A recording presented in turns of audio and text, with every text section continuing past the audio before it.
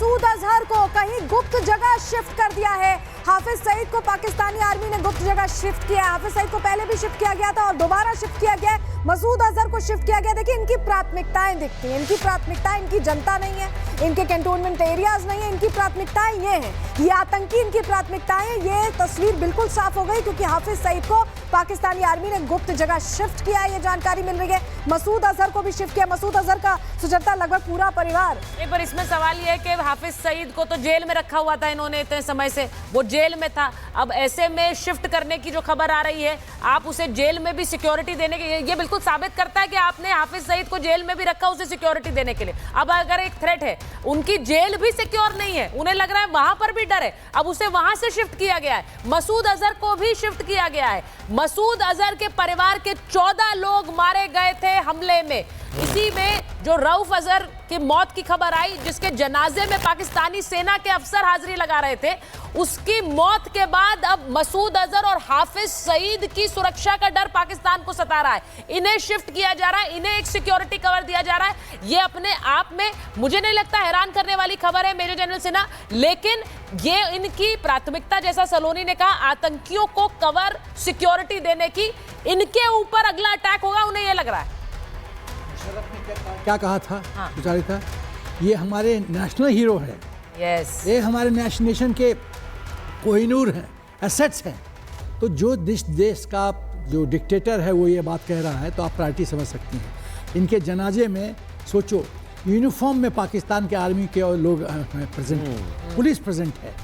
President of Pakistan की तरफ से जो है गुलदस्ता भेजा गया सम्मान के रूप में। ये तो हालत है इस देश का।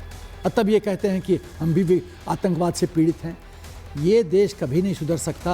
और मैं एक चीज़ और कहना चाहता हूँ, बार बार जो आवाम के लोगों के मन में ये प्रश्न उठ रहा है कि व्हाट नेक्स्ट। मैं आपको एक चीज़ खाली बताना चाहता हूँ। सेना में हम लोग को सिखाया जाता है define the aim, selection and maintenance of aim is the key to success. मैं रिपीट करता हूँ, selection and maintenance of aim. Aim क्या है? आतंकी और उनके जो हेल्पर्स हैं, जो सपोर्टर्स हैं, पूरा तरह से मिट्टी में मिला दें, मोदी जी ने कहा।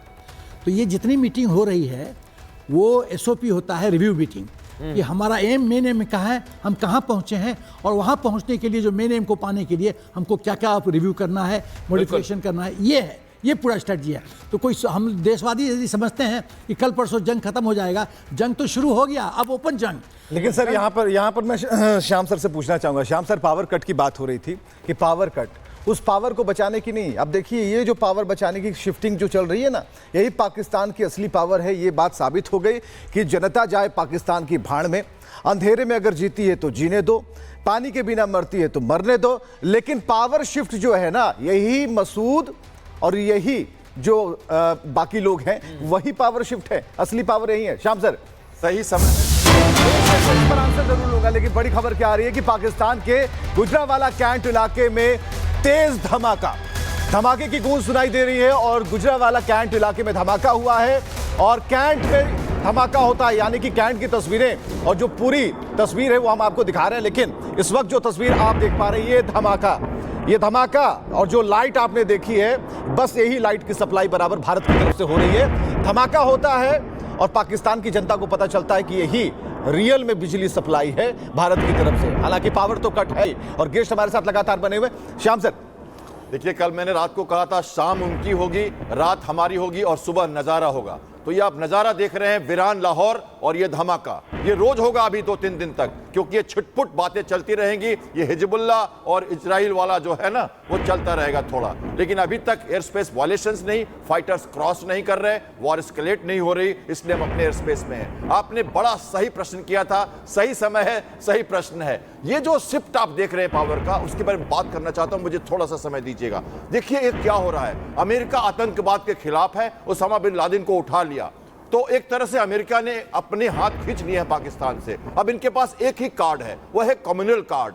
और ये इसलिए ये फूल भेज रहे हैं, ये जनाजे पे जा रहे हैं और खुलेआम खड़े हो रहे हैं। क्यों खड़े हो रहे हैं? कि इनके पास अब एक ही वजूद बच गया है, वो है इनका कम्युनल वजूद जो कह रहा है कि इजराइल के अगेंस्ट में खड़े होंगे, क्योंकि अमेरिका ने इजराइल का पूरा साथ दिया, यूरोपियन कंट्री पूरे इजराइल के साथ थे और कोई मुस्लिम कंट्री इजराइल के अगेंस्ट में नहीं कर पाया। जॉर्डन, मिस्र कुछ नहीं कर पाए पड़ोसी, तो और कोई क्या करेंगे? सऊदी अरबिया, ईरान आप जानते ही हैं। तो ये सिर्फ कम्युनल कार्ड खेल रहे हैं अब कि देखो अब मेरे पास कुछ नहीं है, तुम सब एक साथ रहो, क्योंकि हमारे वजूद पे, हमारे एग्जिस्टेंस पे, हमारे इस्लाम पे खतरा है। तो ये सॉफ्ट पॉलिसी वो दिखा रहे हैं और वो खुलेआम दिखा रहे हैं। इस समय की कुछ बड़ी और अहम जानकारी हमारे दर्शकों को दे दें। रक्षा मंत्री राजनाथ सिंह जैसे बैठक में पहुंच चुके हैं, थोड़ी देर में बैठक शुरू हो जाएगी और इधर खबर यह है कि प्रधानमंत्री से आने से अजीत डोभाल मिल सकते हैं और हमारी नजर उस पर बनी हुई है। किसी भी वक्त भारत जानकारी दे सकता है, लेकिन पाकिस्तान के पंजाब प्रांत से खबर मिल रही है ड्रोन अटैक वहां पर किया गया है, यह जानकारी मिल रही है।